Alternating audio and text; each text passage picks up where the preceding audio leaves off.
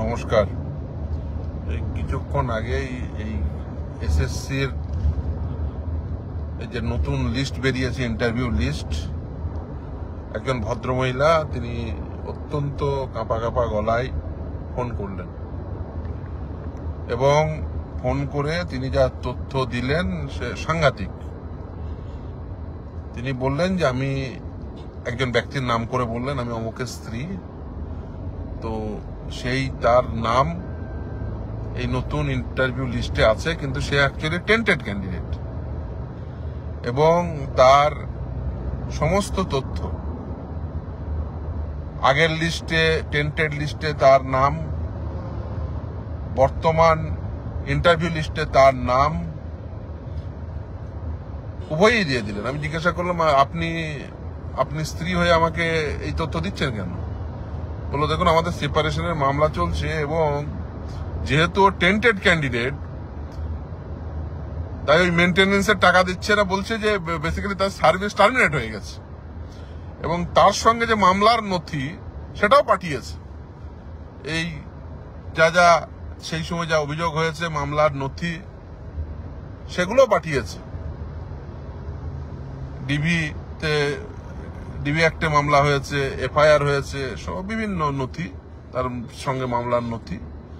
আর একদিকে tainted candidate service terminate হয়ে যাওয়ার জন্য তার স্ত্রীকে মেনটেনেন্স দিতে পারছে না,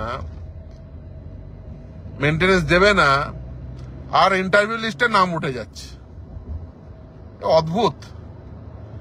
মমতা বন্দ্যোপাধ্যায়ের পশ্চিমবঙ্গ, তৃণমূল কংগ্রেস শাসিত পশ্চিমবঙ্গ, এটাই স্বাভাবিক এবং যা খেল দেখাচ্ছেন সত্যতে সত্য পেয়ে ডাক পাচ্ছে না। টেন্টেড ক্যান্ডিডেট সার্ভিস টার্মিনেট হয়ে যাওয়ার জন্য স্ত্রীর সঙ্গে মামলা চলছে, সেখানে মেনটেনেন্সের টাকা দিতে পারছে না, অজুহাত হচ্ছে টেন্টেড ক্যান্ডিডেট সার্ভিস টার্মিনেট হয়ে গেছে, আর তারই নাম ইন্টারভিউ লিস্টে। এক অদ্ভুত।